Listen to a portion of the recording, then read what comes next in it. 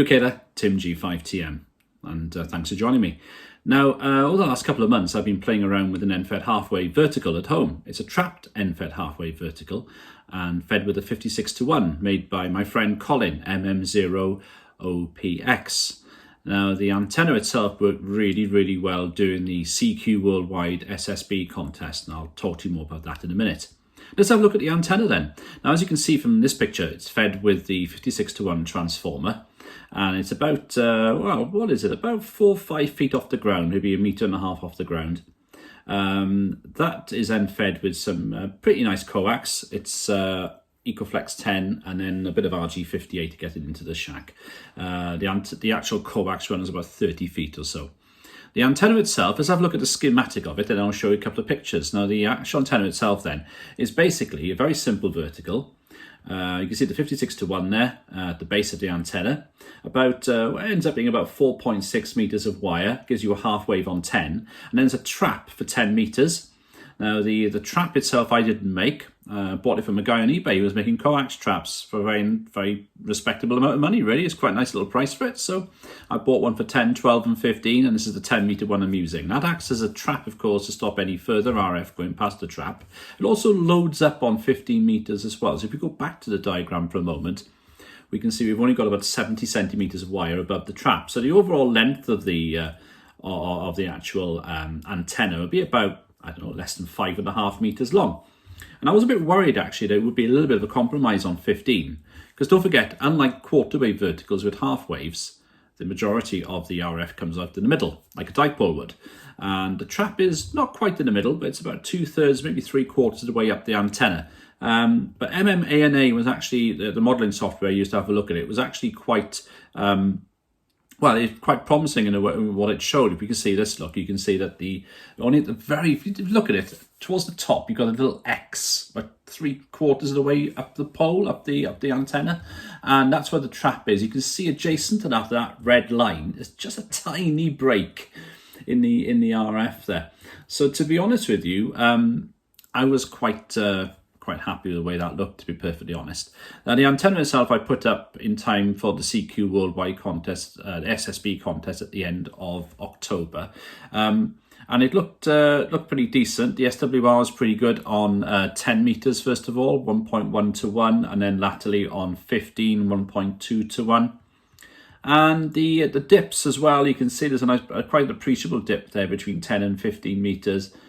Quite two very good dips for those two bands, and it doesn't seem very lossy, this particular transformer that Colin made. He's put a heck of a lot of work into it, into researching different types of different transformers for end-fed half waves, and the one he's made seems to be pretty efficient, to be perfectly honest with you, because we can see that 12 meters, for example, around where the center of this particular diagram is, the SWR is pretty high.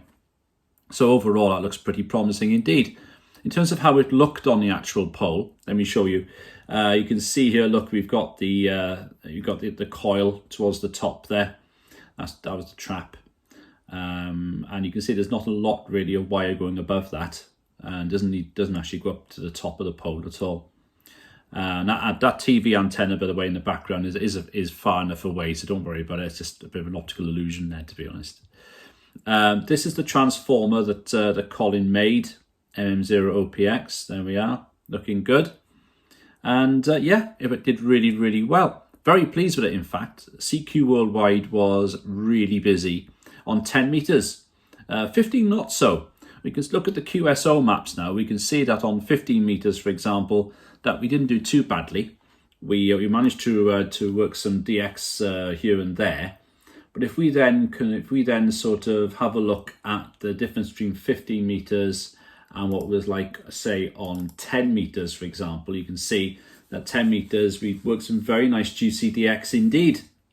In fact, down to South America, plenty into North America, and so on. So overall, a pretty pleasing result, really. A very nice little system. No radials required, of course. Being a half wave, we don't need radials because of very high radiation resistance. And we've got 2 bands for the price of 1.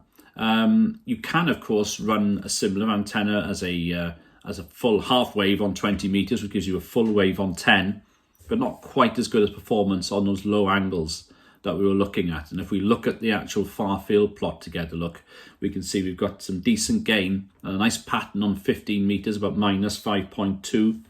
And if we go back then to look at 10 meters, an even better sort of performance really, that according to the modeling, minus 4.4.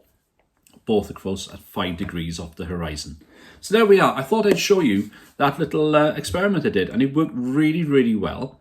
2 bands for the price of 1, and it's got to be worth a go. The trick is, I think, to make sure that that loading coil, that trap, it acts as a loading coil as well, but the trap is not bang in the center of the antenna. So there's no point putting a trap, I don't think, for 10 meters on a 20 meter end-fed half wave, because you'll get 10 meters anyway as a full wave, and I think it wouldn't be very good for the 20 meter band, because you're smack into where the RF is.